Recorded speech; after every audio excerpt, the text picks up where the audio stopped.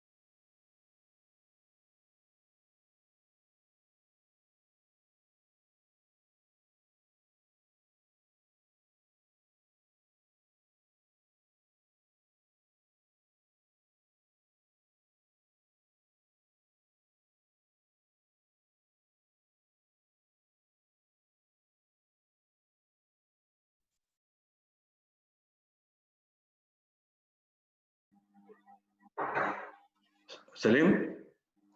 Yeah, Assalamu alaikum. Good evening to everybody. Good evening, everyone. So, Bozdu Bhai, we are still 3 minutes to start, but I think it's already on the Facebook now, live streaming. Yeah, So, I saw that. Yeah. Thank you. Okay. Hello, everybody. Bozul Bhai, I have a quick question.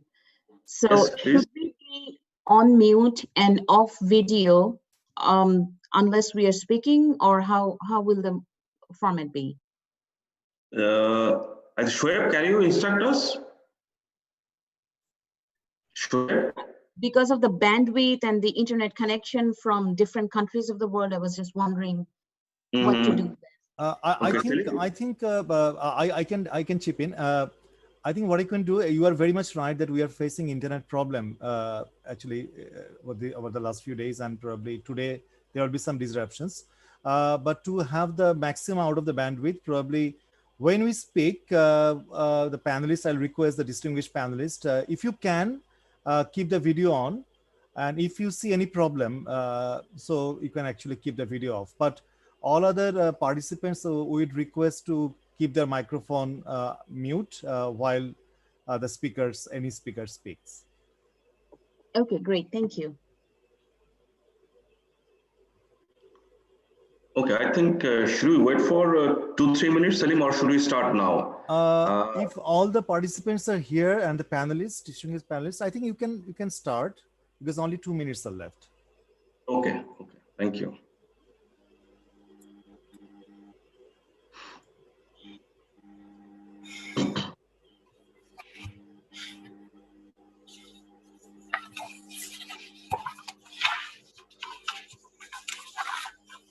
Bozul Bhai, the screen was a collage of all the participants, and suddenly it changed to meeting topic, host, password, that screen. No, I think this is fine. I think that Bozlu Bhai turned his video off. Bozlu Bhai, you need to turn your video on, please. Okay. Oh, Yes. So I think we can Sorry, start, Bozlu Bhai. please.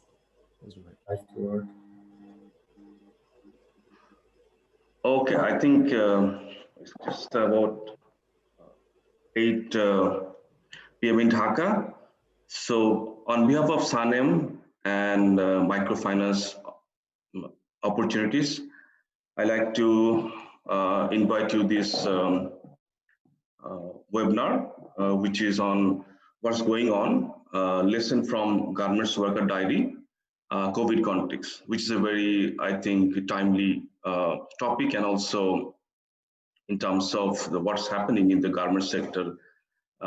We like to update you from a tool that has been used in Bangladesh over the last 2 years by microfinance opportunities and SANEM.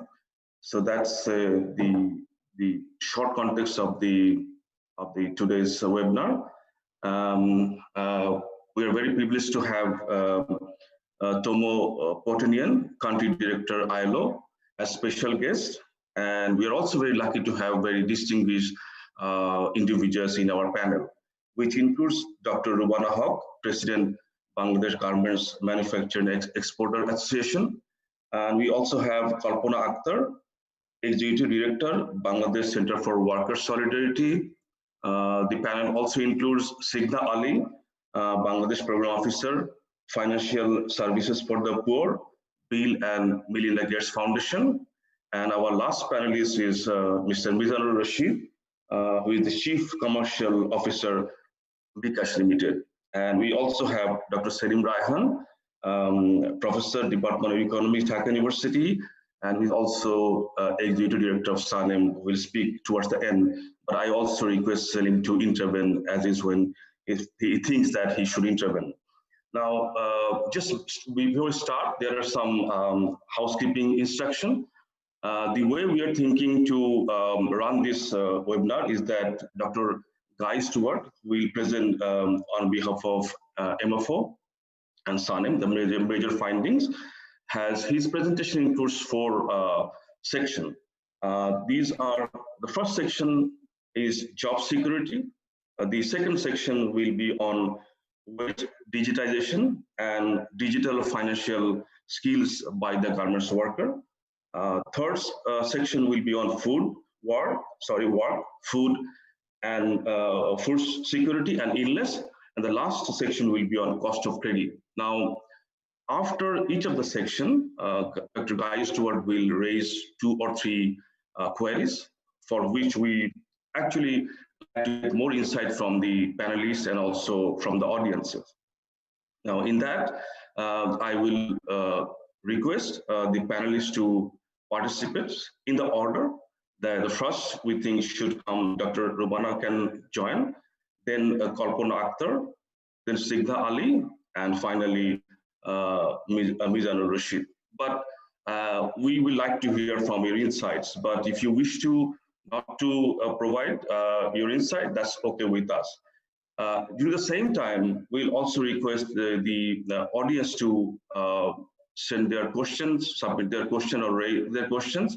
We will prefer to do it through chat box, but you can also raise your hand and also ask the question. But please provide your name and designation. And also, if you wish to let us know whom you are asking the question, you can also write in the chat box, or when you ask the question, you can direct it that. So with that, I'd like to welcome you all, and good evening to everyone in Dhaka, and good morning to everyone in North America. With that, I will hand over to Dr. Guy Stewart. Guy, over to you. Thank you very much, Basil Bhai. Hopefully I can share my screen, and yes, I can. Excellent. And people can see my screen. Basil, can you just confirm? Yes. Yes. We can see. Excellent. Yes. Thank you very much.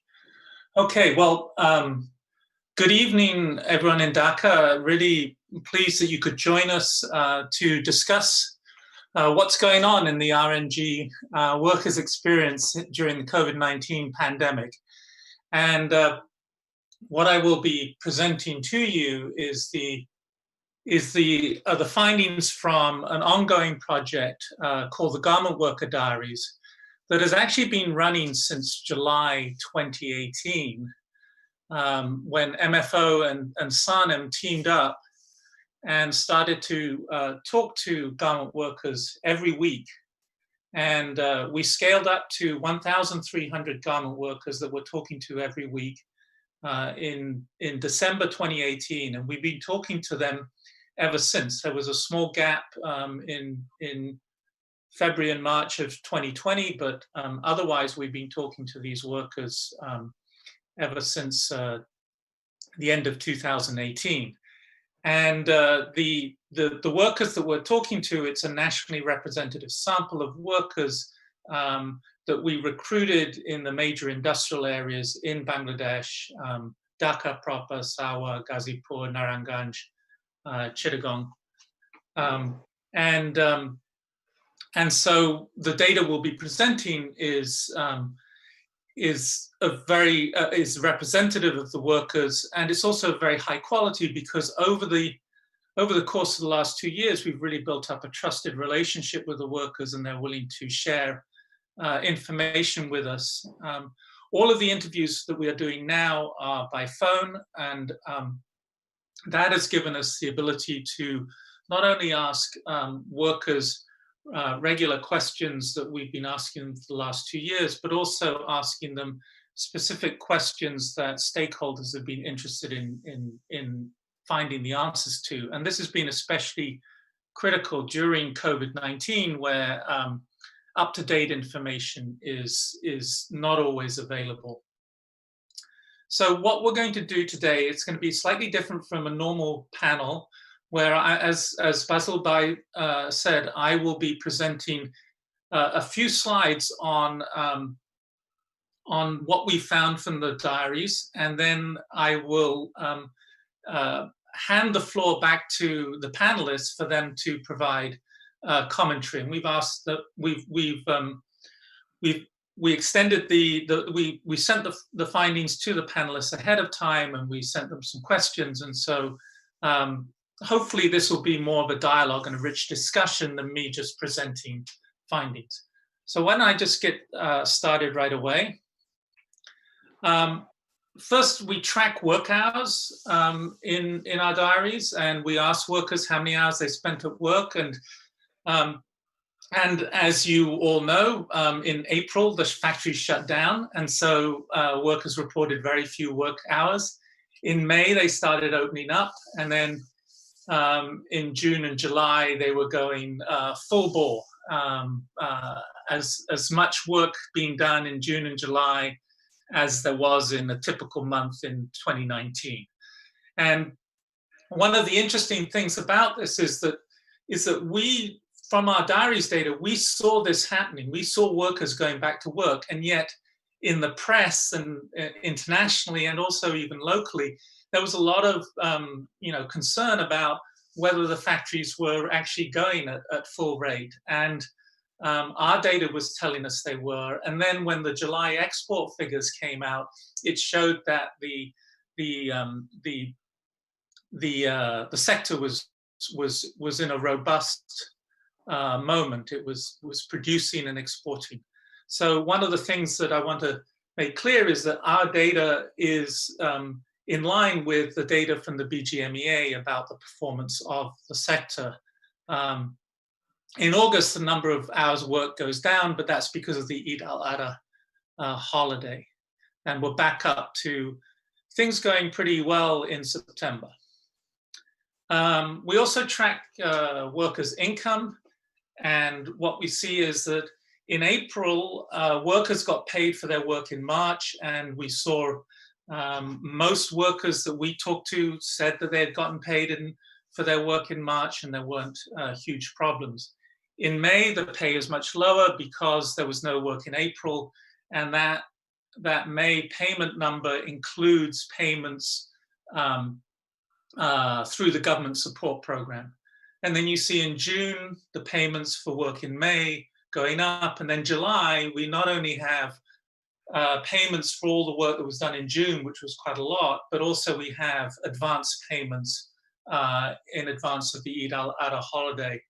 And I should note that not only did we see those payments coming in from the factories to the workers in July, but we also saw that the Eid bonuses that are paid around Eid al-Fitr and Eid al-Adha were paid at the same rate as in 2019.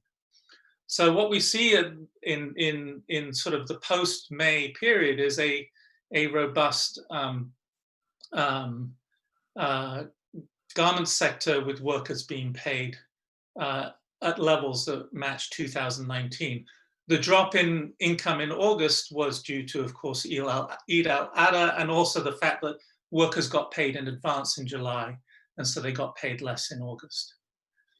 But one of the things that we need to keep an eye on, and this leads to the first questions for the panelists, is the fact that there is a little bit of an uptick in job insecurity that we're beginning to see. We track when workers leave work and whether they got laid off, or they report the factory closed, or they have leave without pay, or they've been suspended. And of course, in May, that was a big problem. Not everyone had gone back to work. And then that dropped down in June, July, and August. But then in September, we see this small uptick, and we're watching that in our data. And sort of going back to what I said before about the workers providing a leading indicator of what's going on in the sector is, are we facing a concern that maybe over the next few months there's going to be more layoffs because of problems in the sector? So that leads me to my first questions for the panelists, and we have such great experts on this panel. It's wonderful that we've got such a great group of panelists. So how secure is factory work in the RMG sector over the next few months? And what sort of policies and programs do we need to have in place to mitigate any potential employment insecurity? So with that, I think I'll leave my, I'm going to unshare my screen so that we can see the panelists as they speak. So Basul Bhai, back over to you. Yeah, thank you, Guy. And may I request Dr. Rubana Haq to join, please? Thank you very much for inviting me to be a part of the webinar today. Thank you, Guy. As usual, excellent insights, and you've always been a very objective friend of Bangladesh RMG, so we thank you for that. I have a couple of quick answers for you and a couple of observations. So you make references to our export going up in June and July. Let's also remember that because we did not export in April at all, and when we started negotiating with the buyers, they were reinstating the orders. So what we basically see in June and July are the orders that we did not ship in April. And also in March, after the 15th of March, we literally did not ship. So almost 1.5 months of unexported orders, which were revived, were being shipped out. But we see a huge price dip in those months. So June and July, no matter what happened, I mean, our exports soared, but there was 1.64% of price dip. So we must remember that, and also that continues. In August, we picked up. In September, we were okay. August, of course, Eid al-Adha, we produced less, so it was compiled again, and August again, September was again an amalgamation of unexported August orders and September.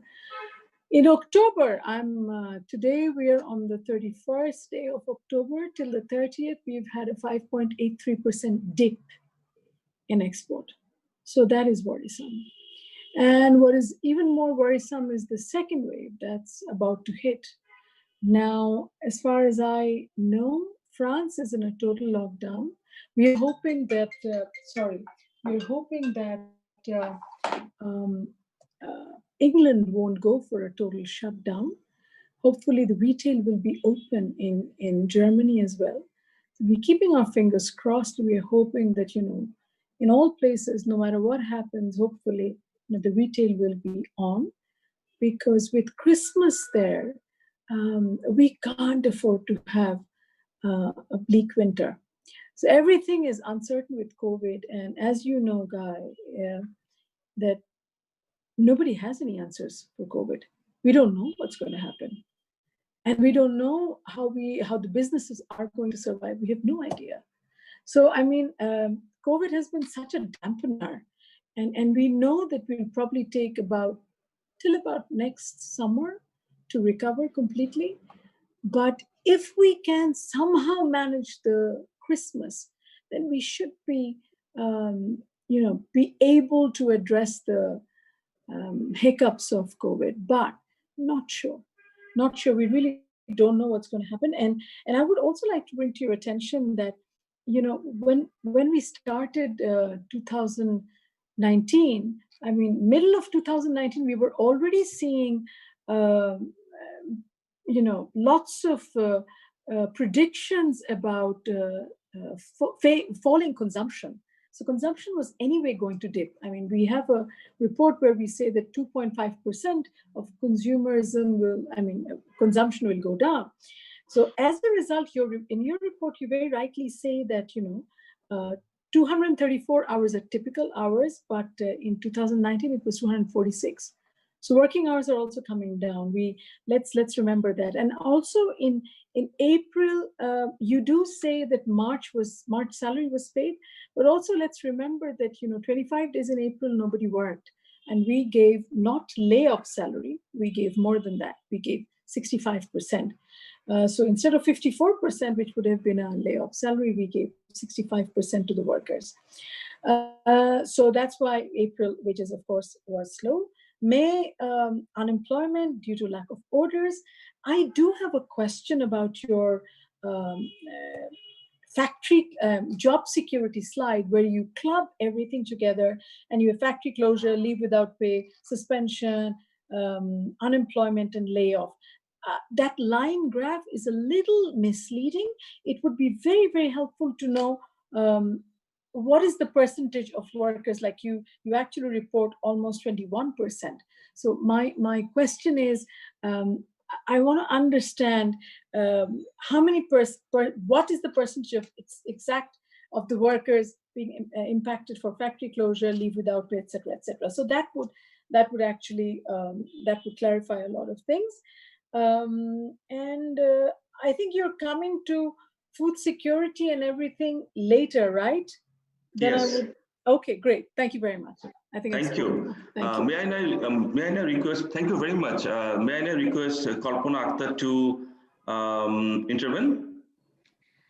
Sure. Thank you so much for having me here, and really good to be in this panel. So again, I have some observation, and definitely I'll respond to the questions. So the observation is, Guy, you have, I went through all the slides and I went through your presentation. In March, the workers received their wages, but in April, as Rubana says that that was in May, I'm sorry. So in April, the workers supposed to receive their March wages on due time, but due to the factory closure and everything, the workers did not receive their wages towards to almost third or fourth week of the month, which is end of last week of April. So that happened. So there was many irregularities of pay or payment in the factories during that time. I know one way it was because of bank transfer, because of the fund availability from the government. That was the issue as well. But there was delay, which made a lot of problem with workers and with their livings. So this is one. The other observation I have, that the Eid bonus is not paid as as it has been paid in 2019, okay? And many factories have paid like 50% of them, and there was many issues in the factories. So that was a big issue in the industry during that time. And I see, I'm agree with the working hours during this time, but one thing we have to remember that there are, a good percentage of workers has been reduced in every factory because the factories have to, reduce their operational cost. But if we talk about the production quota, the workers still need to hit the same production quota, which just means less worker, but they need to do the more work. And now respond to the job security. The workers are so fear about their jobs. They don't know what's going to happen. Pretty much every day when they go to the factory, they don't know whether their job will remain same or not. Because, one way I totally agree with Rubana Appa that during COVID, everything is uncertain. Like a few months ago, the Manufacturers Association, they have been saying a good percentage number of workers going to lose their jobs because there will be no new orders are coming. But we have seen that changed because the brand and retailers, they have placed new orders or they pay back or they come back with their old orders or remain orders. So that give our workers a job. But if second wave comes, we really don't know what's going to happen. It can be remain same. It can be worse than before because if we see the track record of Spanish flu, the second wave was worse than the first one. So if it is happening same with COVID, then it would be a disaster. And the business. The way of business in here, we are so dependent on the Western countries. So if Western countries is not doing good, we don't have any other option to say what's going to happen. But from the manufacturers, from the brand, and from the state, there should be an alternative. There should be a back plan for the workers, for these people whose life is so much hand to mouth. If they don't have job, they would not have money, and no money is no food. Life is that practical for them. So, I would be love to hear something regarding that. What is the backup plan we have for our workers, especially from Rubana Appa? Okay, thank you, Kalpana Akhtar. I think there is a question for Dr. Rubana. The question was raised by Mujibul from BRAC. His question is that, is there any policy or plan for layoff of garments RMG workers and who lost their job for factory close and reduce order? And so if you want to respond, you can. And I also, at the same time, I also will request, the ILO country director, if you wish to respond to this question also, which is a very important one. Thank you. Over to Dr. Rubana. Yeah, I mean, there's specific there's specific law in which we can lay workers off for 45 days and then extend by another 15 days. And during this period, we can pay them up to 54% of their salaries. So this is how we do basically if there's a layoff. But in April we did not do that. We gave them 65% instead of 54%. And Kalpana is right because we did pay the April salary really late, almost by the 20th of May, because we had to digitize and we went through the whole transformation mode, and the whole industry literally took 15 to 20 days to do that through MFS. So therefore the delay. As far as Kalpana's question is concerned, I wish, Kalpana, I had the answer for that. But it's also true that with COVID, the ultimate vulnerability of the workers' salary, the workers, that has been exposed. And also along with that, the industry. I mean, it's a question. I mean, if workers lose their jobs, then an entrepreneur also. I mean, it's also a death of an entrepreneur. So we must keep the wheels running. And just to assure you, I mean, I don't know. It's just a feeling. None of us are experts in COVID, but I think the second strain is going to be lighter because.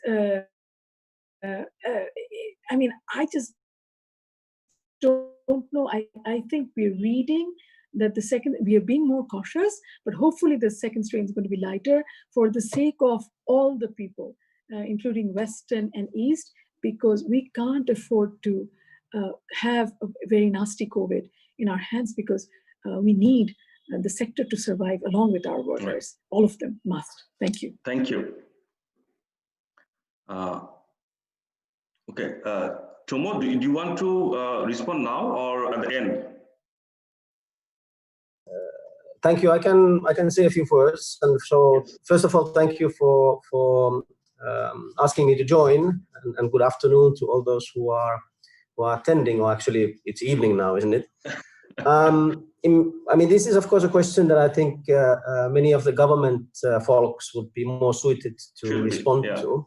But I think generally speaking, one of the first things that governments have done, and so including the Bangladesh government, is to really look into emergency financial support to the businesses to continue to stay solvent and to be able to do business, and also to look into income transfers for workers and poor households, right? And so this is typically the first wave of such support. But at the same time, one needs to look increasingly into job retention, how to continue to provide assistance to businesses and enable them to maximum retain workers, and so that the workers will not end up in the unemployed, or even in the worst case scenario, end up in working in informal economy, which has already been hit enormously during this time. So I think we are in this continuum of trying to collectively figure out what are the kind of measures that would need to continue to be applied, so that the business can continue and workers can maximum continue to work. And of course, most of these kind of issues, the resources for this and the policies and the practices for this, they have to be indigenously developed in Bangladesh, right? There's nobody else who is going to come to kind of like to help in this. It is something that indeed the industry and the government needs to look into together. So maybe at this point of time, I leave it at that, and I'm sure that there will be similar discussions later. Over to you.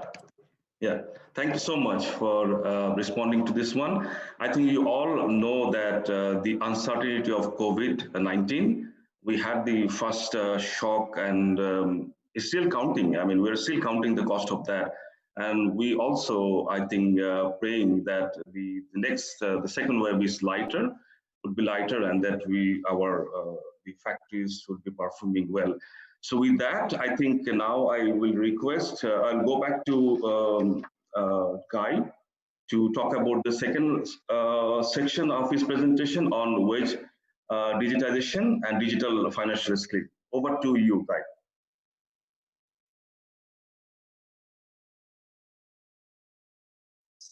Great. And hopefully just a quick thumbs up so people can see my presentation again. Yes. Great, thank you. So, as Rubana indicated, the sector went through a massive digitization process, and this was a remarkable event in April. From our data, the workers we talked to, about 1 in 4 workers were paid digitally in April itself, and by May, 3 in 4 workers were paid digitally. It was just a massive wage digitization process that was truly remarkable, and it possibly affected close to 2 million workers. I'm not sure exactly how many workers were affected, but it was a massive process. And what we found when we talked to the workers is that they were actually able to cash out their money and do so without too many problems. And that's a credit to the mobile money sector within Bangladesh, bKash, Rocket, and Nagad, that really stepped up and made sure that there was money at the agents and money in the ATM machines. And so we have this remarkable increase in wages being paid digitally. And in our data, that really hit in May. But then what we see is over time is that the wages were paid digitally in May, June, July. By August, we began to see a decline in the number of workers being paid digitally, and in September, even further decline. I should also note that although salaries are paid digitally, we often find that workers who get an e-bonus or some other overtime payment or extra payment of some sort of allowance, those are often still paid in cash. So you actually have a mixed digital and cash payment system in place. So one of one of the key findings here is that we had this massive digitization, but we also have this decline in digitization. The second is that we talked to workers about how they were able to use digital financial services, and we focused in on the responses from women workers who dominate who are a large portion of our sample. And what we found was that women initially, about half of the women were not able to withdraw money on their own. So that when they did withdraw the cash from the agent or the ATM, they would take someone along with them and get help. And they weren't too familiar with checking their balances. And overall, the level of comfort with the service was about 63%. That was when we first talked to them around May. And then we did see an improvement in that. So, almost 2/3, 65%, when we asked them again in September, said they could withdraw money on their own, and 70% said they could check their balances. There wasn't an overall much of an increase in comfort with the service, but that still remained high. The one place where there was really, women workers really showed a lack of ability to use digital financial services is in a critical functionality of that service, which is the ability to transfer money, to send money home to a relative or to help a friend out with some money, and to send that digitally. Women said that only 25% of women in May said that they knew how to do that, and only 30% of them in September said they knew how to do that.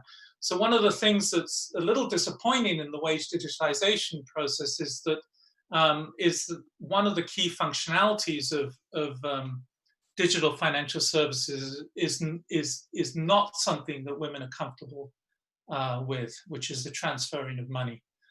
So this leads to the second set of questions. First of all, is the digitization of wages going to be maintained? And then, are digital payments useful to workers, especially women? And how can they be made more useful? And I want to really focus on that ability to transfer money piece. Is how can women, especially women workers, because men workers generally said that they could do most things with digital financial services, but how can women workers be supported so they can take full advantage of their new digital accounts? Okay, and with that, I'm going to hand back over to Bob. Okay, Guy, thank you. If you don't mind, I'd just like to invite first Sigda Ali, who is the program officer of Million Bill Gates Foundation and also looking into the financial services for the poor. Sigda Ali will come first, then I will request Mizanur Rahman to talk about, Bikash's experience also. Then I will request Dr. Rubana Haq to intervene, and finally, Kalpana Akhtar. Sigda.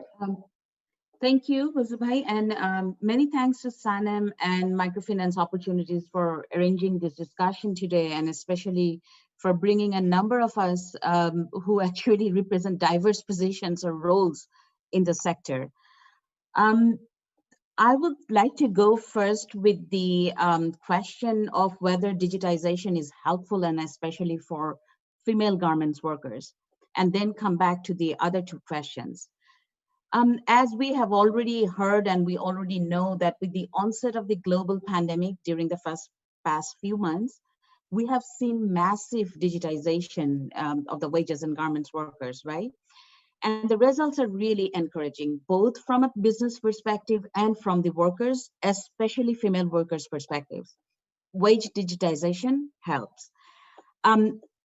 As Guy has just shared, from the Garment Worker Diaries, we get very regular on-the-ground information about the realities that the workers are facing.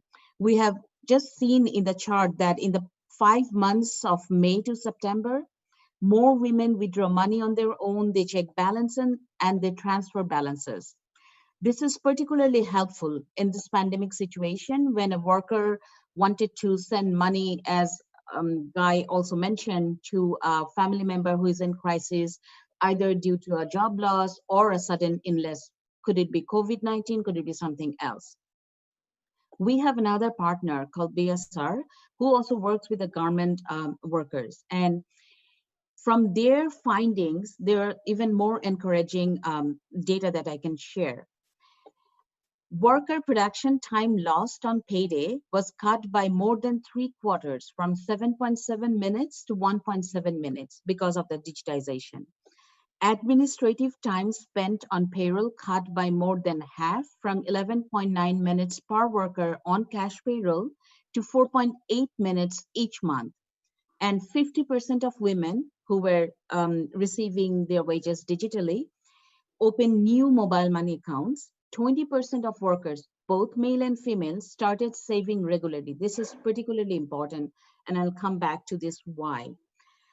Not only this logistics and technical advantages and benefits, from an empowerment perspective, women shared that they feel more in control of their wages, that there's an increase in women and men discussing with whether how to spend their money, how to use their salary, and then making a joint decision.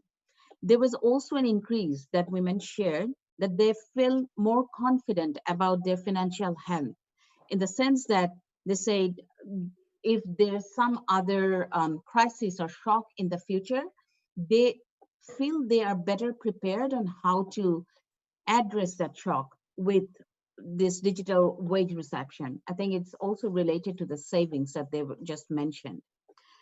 Now, we have seen that this rapid digitization was possible because of the government, the factory owners, the mobile financial service providers, and of course the workers. They work together in cohesion. And even though the economy is still trying to grapple with the pandemic-induced challenges, we have seen that digitization is convenient, time efficient, and helpful for the workers. What took place because of this global crisis? If we keep doing that and not go back, not revert back to the old mode of transaction or cash mode, we will have a much better understanding in a year or so how this can continue to be profitable, business responsible, and financially healthy for both the workers and the R&D sectors overall.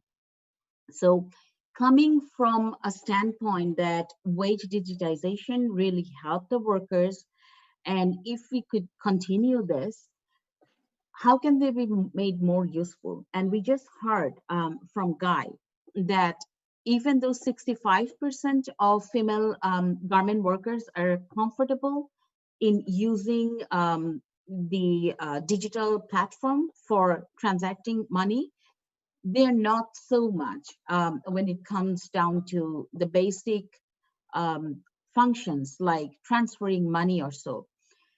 I think we are, again, our partners are providing some trainings at the garment factories in collaboration with the garment owners. But I think if we could continue this training with even with smaller groups, but with easy to understand modules, if we could get some time and interest in an increased scale from the garment factory owners and the workers to understand how these functionalities work. Because as we are also moving towards the path of digital Bangladesh, and with the Vision 2021 that's coming up in next year, I think digitization is the way to go. And whenever a crisis strikes, we see how convenient it was. And that's why even all other social safety net payments like the G2P, the government to person payments, the wages, all were done digitally. So we need to see how we can make it work best, both for the RMG sector and the workers, of course, especially for the workers, especially for the female workers.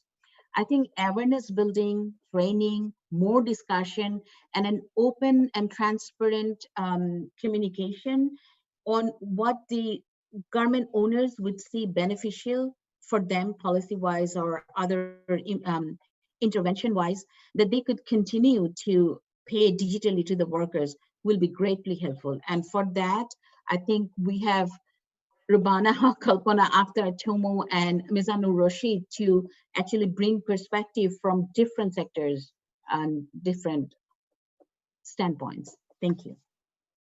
Thank you, Sikta, for excellent insight. I would now request Mizanur Rahman to specifically talk on the issue, how can they be made more useful? I mean, the digital payments can be made more useful. Mizan? Okay, thank you so much. First of all, the name is Mizanur Rashid, but okay, I'm having no problem. I'm habituated to this mistake happening every now and then. Probably Rahman goes better with my name than Rashid. Thank you so much. Thank you so much, and thank you, thanks to Sanem for adding me and Bikash into this forum and sharing our perspective. First of all, Bikash, we started off our journey some 9 years back with the social mission in mind of financial inclusion, and digitization of RMG workers' salary, I think, fits perfectly into that space. And so soon after our inception in 2015, we started off with how we can contribute in this sector in terms of digitization. And we started off with a subsidy model, which continued for quite some time. What do I mean by subsidy? There are expenses that we incur in terms of cash in and cash out. So we used to pay. Now, but gradually, we have trying to come out of that. And I think what has happened over the years, that the economics of that, what Snigdha shared a little bit from a customer or the beneficiary side, the business case is pretty much established by now. There is a study from Better Than Cash Alliance, which says that every factory which embraces digital wage distribution saves about $50 per worker per month, which is about 0.05% of the average salary distributed by the factories. So we are getting there. A lot of the customer case, the beneficiary case, is now more than established. The workers who receive salary through digital, more than 20% of them start making savings and is better prepared for the headache and job losses, etc.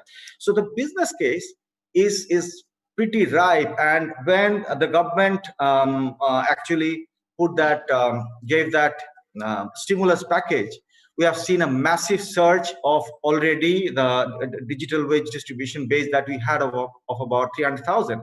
It crossed 1 million. And thanks to this entire leadership of the sector, including Dr. Rubana. Now, but as soon as the subsidy was withdrawn, I kind of relate to Guy's chart that we have seen a kind of dwindling of the number of beneficiary that is going out. Now, if I dissect that a little bit, which are the factories which are dropping out? It's mostly the smaller factories which are dropping out. So what it clearly says that while the business case is very clear for the factories and the workers both, but a lot of the smaller factories do not see it more clearly, or probably they have got other challenges.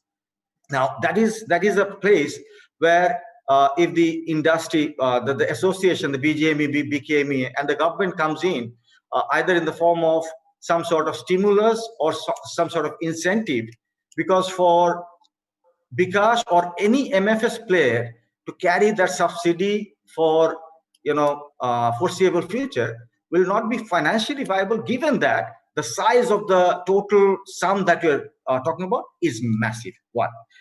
But what I want to... Mizanur Rashid, just one thing. What is this, the rate of subsidy that's talking about? Can we know that? The subsidy is when you get a salary in through mobile financial service, and because the way you can use it digitally is still limited, most of the time, a lot of the people would actually cash it out either by themselves or by their families. So when they cash out, there is a charge which is levied on the beneficiary, which most of the time the beneficiary is reluctant to absorb. So what happens is, from Bikash side and during the COVID period, by the government of Bangladesh, Bikash and the factory all put together, we took the burden on. Yeah. So, but on an ongoing basis, if it has to happen, someone has to take that up. While Bikash is more than willing to part that, I think we need partner, especially from the factory side, for us to take it forward into the future. Okay. Okay. Thank you so much. Thank you. And may I now request Dr. Rubana Haq and Kalpana Akhtar to intervene? But we will have I mean, if you don't mind, just remind that we will have another 2 sessions. So if you can be more specific, thank you so much. So I can take it first. So it was a great challenge for the industry to basically digitalize in less than almost 3 weeks. But we did it with the help of all the MFS, including Bikash, Nagad, and Rocket, and we were in deep conversations with all of them. So we remain committed to 100% digitization of the sector. It is required for transparency. It is required for our own comfort and also the comfort of the workers. So we remain committed.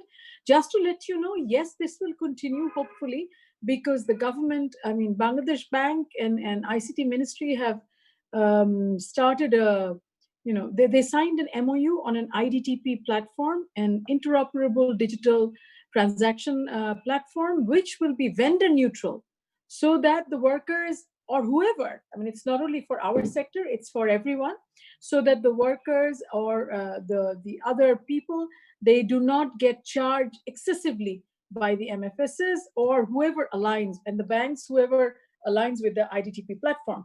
So I think that's going into testing in a few weeks. There are some technical glitches, I guess, but that should be over. We have formally approached the ICT Ministry, and we have said that BGMEA would like to align with that IDTP platform so that everyone comes under that. And please remember that when we, why Guy found only 3 out of 4 workers getting paid digitally was because not all workers of all grades were covered. So staff of the factory or supervisors, they were not actually covered under the stimulus package. So we had to pay them out of our own pockets. I mean, all is out of our own pocket, but we couldn't take advantage of the stimulus package and compensate the rest. So we hope to be 100% digital. Thank you very much. Thank you. Kalpana Akhtar? Yeah, my intervention would be like slightly different. So first of all, it was amazing that the step has taken to transfer money to workers, mobile bank account. That was great. And we did, reach out to the worker through every platform we could to tell them to open the account. And during that time, the manufacturers, the association, and also the government through television, there was enormously, they have advertised to the workers to do that. So that was great. But what I said that my intervention would be slightly different. That is, do our women worker has their ownership on their wages? That we need to dig in. When we dig in that who run their account, many cases we have found that they're using their husband's cell phone and their SIM card to use their Bikash account. So all alone running by the husband. So, or any other man in the family. That is a concern. So in future, like when we talk about the women empowerment, we need to remember that how many our women workers can spend or can decide where to spend their money that they earn working in that factories for that many hours. So from the factory, from the association, from BRAC, it's a huge organization, and also SNIGDA's organization, if we all can do this awareness to our women workers and raise this concern to them that you should have your account in your own cell phone, or you yourself need to be run that account, I think that would be like a real empowerment in coming, or our women will be knowing that what is economic freedom is. So that's where we need to work. So that concern we have seen during this COVID, and this is not new. Like before COVID, there is a number of factories who used to pay their workers to bank, and we have seen the card, the debit card, always kept by the husband or someone in the family. Women doesn't have that, or they doesn't have the PIN code. So that's a concern. So that need to talk in future, and that need to be reduced in the future. Okay. Okay, all right. Thank you so much. We have some question in the chat box, but I think we're running out of time actually, and then I will not allow those questions to be there. But I think the question is basically in terms of our suggestion is that whether there could be a permanent digital bank for the garments worker. This is one. The other is that the women's worker actually face a lot of difficulties in terms of operating this mobile system, so whether they can be provided with training. There was one question to Dr. Rubana Haq. I will ask it in the next session. Is on about, I think Dr. Faisal Khan, a consultant UNCDF, is raising one question to Dr. Rubana Haq. That you wrote in Daily Star that you have proposed to have an unemployment protection scheme for the workers to avoid impact on the livelihood in their situation like COVID-19. And regarding that, he actually asked the question, what steps should have been taken to implement this scheme? What role BGMA can play in this scheme to be implemented? And what BGMA is actually doing that? I will request to respond after the third section. Thank you so much. Over to Guy.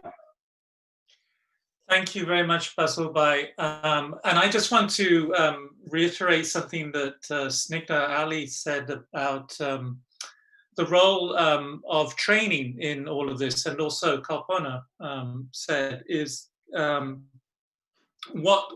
the BSR findings, when the reason that there was so much success in digitization in the BSR program was because there was good training that was offered with the digitization process. And what we saw in our data was a slightly different story, because there was no time to give the workers training because it was done so quickly. And the speed at which it was done was a real success. But what we now need is to follow on with training that empowers women to take ownership of their account and use it to its fullest ability. And then with that said, I'm going to move on, and I'm actually going to, Basil Bhai, I'm going to cheat a little and do 2 sections in one, because I think we're running out of time. And I think it's okay to do 2 sections in one. All right. So one of the things we also track is worker food security, and we basically ask workers if they had to eat less food than they would have otherwise because of a lack of money, either themselves or someone else in their family. And what we see is that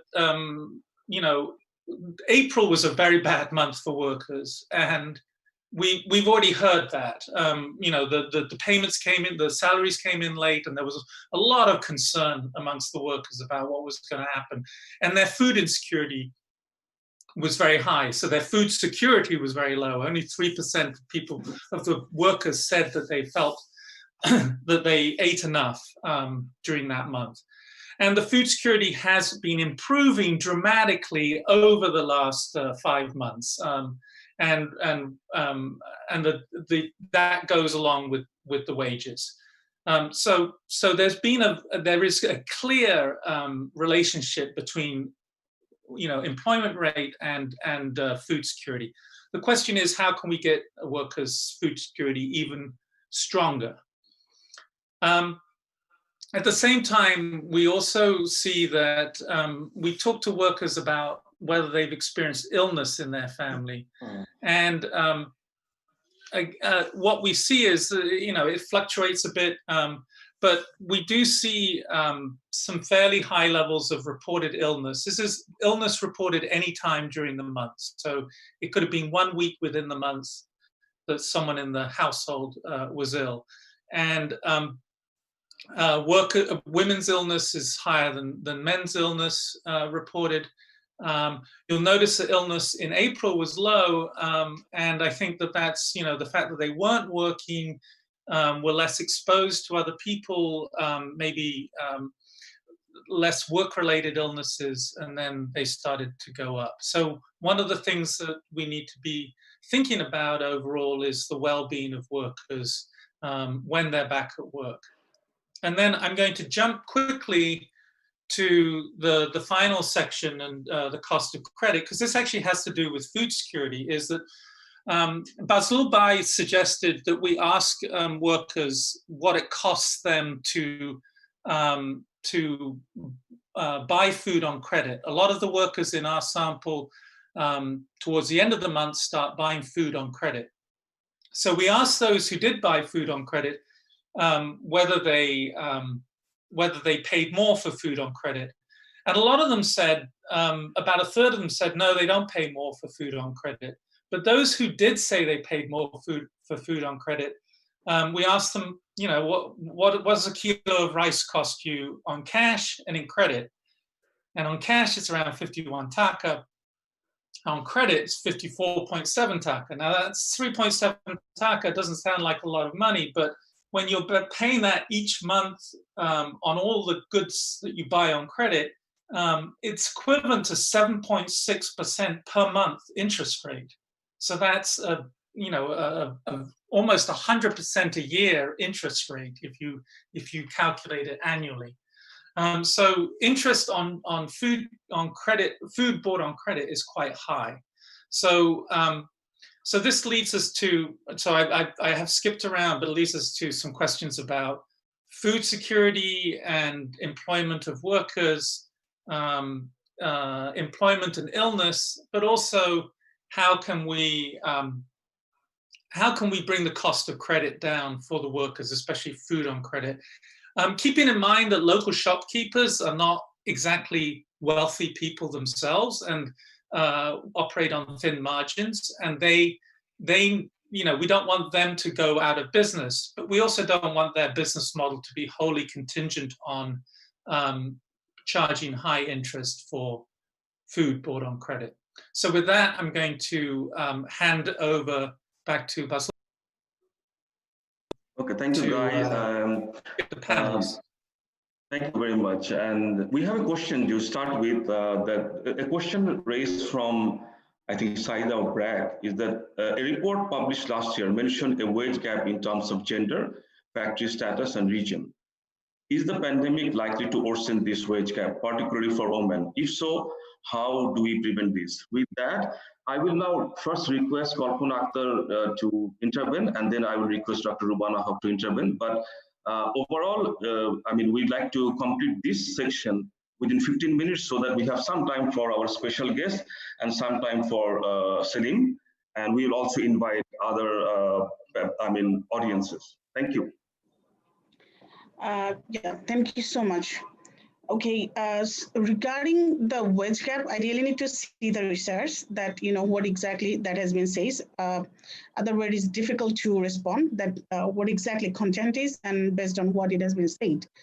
But in the factory, we don't see there is a huge wage gap between gender wage gap in the factory if they're working in the same position. There might be a wage gap in the middle managers and the workers that we can see, but otherwise it is, I need to see the research. Sorry, Saida. Okay, sure. And regarding two other respond, food illness and employment, and also, cost and credit. All these remain on workers' wages. how, you know, what they are getting from the factory. This is like one. And second is what kinds of benefit they are getting and what kinds of benefit that factory is providing, and also what kinds of benefit the state is providing to the workers. Like, we used to know that there is a 4 fundamentals that state's supposed to be ensured, which is now I'm clear it is not fundamental. What is one of them? Like 2 of them is food and also the medical. Okay, but now I know that this is not the fundamental rights in our constitution that has given. So the workers, they can get their food security, their medical, and also, you know, cost and credit if they have the enough earning or if they have living wage. But at this moment, the workers in the industry, they are getting a minimum wage, and the cost of living within our country, it is not controlled by the government. So there is always a difficulties that our workers been facing, and it can be resolved when our worker would get a living wage. And a living wage alone, a factory owner or association cannot give. It needs to be contributory, and the contribution need to come from the brand and retailers as well. So when living wage will be coming or our workers will get that, then I can see the solution rather than, you know, what happening now. I don't know that what manufacturers association can do. I'm like eager to hear from Rubana Appa then, I would say. Okay, thank you so much. Over to Dr. Rubana Haq, please. Guy, I wish you knew Bangla a bit. আমাদের সবুজ factory আছে কিন্তু সবুজ দাম নাই আর কি. So lots of green factories, there are no green prices. I'll give very quick answers. Somebody asked me a question about unemployment protection scheme. I can only tell you that the industry contributes around $10 million every year. So 0.03% of our export proceeds are basically given to, it's contributed to a fund which is controlled by Ministry of Labor. We have no control over it. So we basically tell them what we need and they do, and they of course use their discretion as well, though there's a working committee. So $10 million per year just goes from our export proceeds. But for unemployment protection scheme, I think every player needs to be involved, including government, industry, brand, everyone should be in it together. It just cannot be only us, and an association is only an association. So for us, we have from association, we have made a joint pledge, not joint pledge, we have made a request to all the ministries saying that, you know, the rent and the transportation and food, they have to have subsidies, because our brands are actually continuously bringing our prices down. So margin is becoming less, and we have very little margin to do anything. So let us also put additional pressure on ourselves so that we can produce better products and get better price, but also at the same time stop the brands from squeezing us all the time. So these are things that we basically need to do. Also, I think there's a question I would like to answer. Also ask Guy about the illness in the household.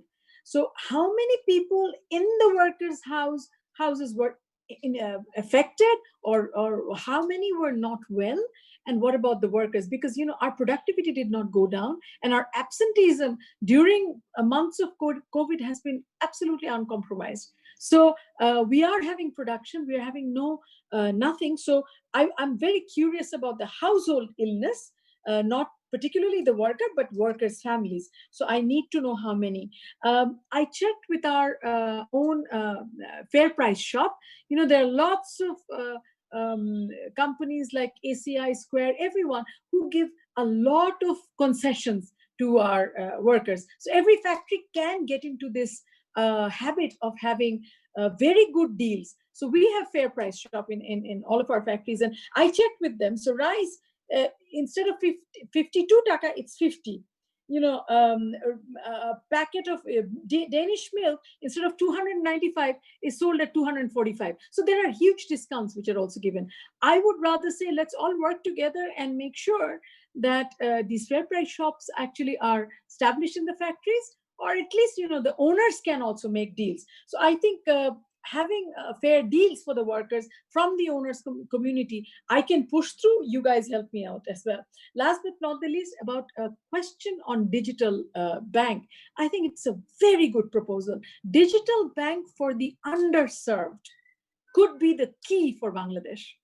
I mean, these people who are our workers, whether it's construction worker or RMG worker, doesn't matter. As long as we have a digital bank for the underserved, as an association, for as long as I'm here, I will support it on full go. And I would say it is imperative that we have a digital bank for the underserved. Thank you very much. Thank you very much. Thank you so much. And I think we have Dr. Mirza Hassan of BIGD with us, and also Adnan Shokir from BRAC University. So Mirza Bhai, if you wish to speak for 2 minutes, do you like to speak for 2 minutes?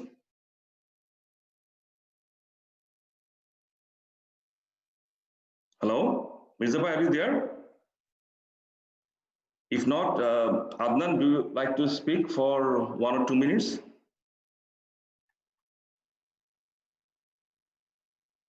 Okay, I think possibly the left. So with that, I think we had excellent round of, response from our panelists, and also Guy presented. And Guy, you have some work to do for Dr. Rubana Haq. I mean, she has given you one thing yes. On the household side. I will give you the floor to speak for 2 minutes. And then also, I mean, like in the to find out what is the actual nature of the closure, the first 1 or 2 slides. So I will request Guy for 2 minutes response. Then I will go to Salim. Thank you, Basil. I won't take 2 minutes. I will say I'll go back to my computer and do my homework, and I will happily share the information with Rubana Appa and the rest of the panelists, because those are excellent questions, and we actually do have the answers to those, and we can give her the data. Good. So looking forward to working with all of the panelists to look at the data further. Right. Right. Okay, thank you, Guy. Now it's time for Dr. Salim Raihan, Professor, Department of Economics, University of Dhaka, and also our very good colleague, and also he is the ED of SANEM. Salim, the floor is yours. Thank you, Bozru Bhai. Actually, I'll take only a few minutes. I must thank the presenter, Guy Stewart, and also this very eminent panelist for having a very fruitful and very useful discussion today. I just want to highlight 3 issues. I think after this excellent discussion, I can't really add much value to the discussion. The first point is that the macro picture is extremely important. Dr. Rubana Haq, actually, she talked about the macro picture, and the global recovery is extremely important for our ready-made garment sector. And the second wave, which is actually, we are already seeing the second wave, but we can be kind of a little bit hopeful that the second wave might be, though we are hearing that it can be more aggressive than the first wave, but probably we might be in a better position to handle it because we already have the experience of handling the first wave. So globally, probably the countries may not go into that kind of full-scale lockdown, which actually affected the demand. We know that during the first wave. But let's hope for the best that something better would happen in the coming months. But I'm really concerned, as Dr. Rubana Haq, she mentioned, that the garment sector or the export is already seeing the hit or feeling the hit now as the export went down in the recent time. So this is a big concern, definitely. My second point is that I fully endorse the view of this digital bank. And I also like to add that these digital financial services, actually, why don't the Bikash or some other banks, they come up with some financial products for the garments workers or for the workers, for some saving instruments, some innovative ideas. I think that can actually attract many of these workers to use these digital financial services more than what we thought in the past.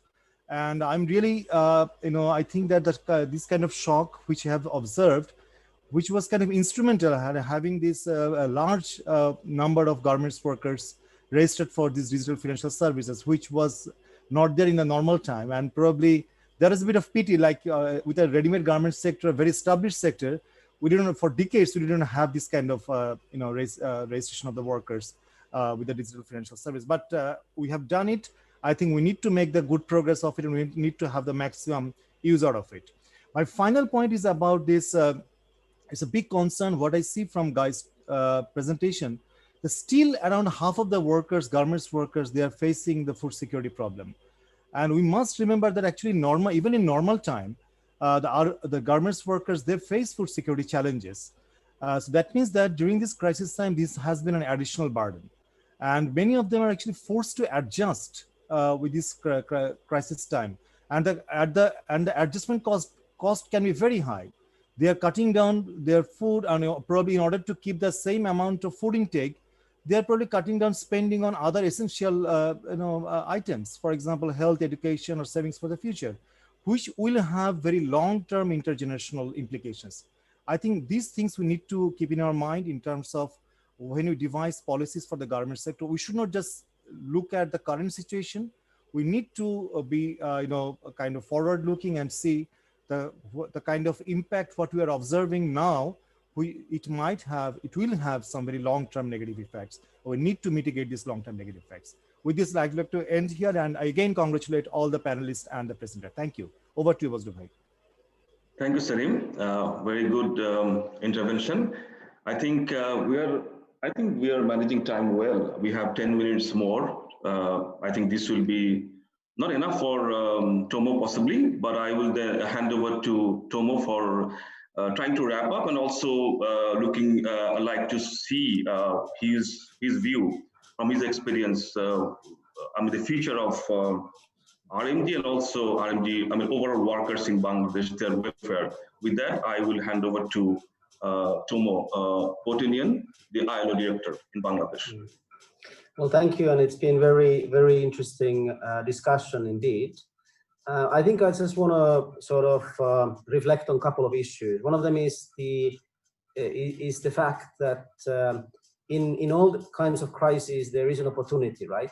We must see it as a positive opportunity to build the industry stronger and to be able to sustain these kind of shocks in the future if there may be such, right? And I think one of the key things is that there is room to develop a broader contributory social protection systems. So while we are moving and hoping to see a stronger recovery, and hopefully that recovery will be there despite the European markets perhaps going to a lockdown, but if we look with the window of 1 to 2 years, well, we hope to see that the garment industry can come back alive, healthier, and the markets will be able to be there. But in the meantime and now, I think it's important to continue to look into how can we build a system where when there are these kind of shocks to the economy, both the businesses and the workers can continue to prevail. Because without the business, there's no work, right? But if the workers are currently in a situation where they face job security issues, they face livelihoods issues, then it's very difficult to go back to an economy which is balanced if we don't attend to those issues now. So the number one thing is really to look into how can we develop not only cash transfer and welfare systems, but actual social protection systems that cover issues such as injury, health, maternity, and unemployment going forwards. And now is the time to sort of look into those and to see how they can be developed. The other thing is that going forward, it is very important that the way that the buying is happening or had happened prior to the COVID-19 crisis is looked into. So all the issues around responsible sourcing, all the issues around price, all the issues around what is the role of the brands and the buying organizations in terms of acting responsibly vis-a-vis the suppliers, I think that has come to very sharp focus. And I think it's very important that that discussion continues to be there when the industry is resurging and coming forward. And then the third issue is that all the fundamentals and all the changes that the garment industry was going through prior to COVID, they continue to prevail, right? So the issues around technology, the issues around need to diversify, the issues around need to be able to produce in a more agile manner and to have more higher added, higher value types of production, that continues to be there. And in many ways, it means that the industry still continues to need to invest in skills, in innovation, in R&R, and all these things. And the issues around environment and social compliance and workers' working conditions and safety, they have not disappeared, right?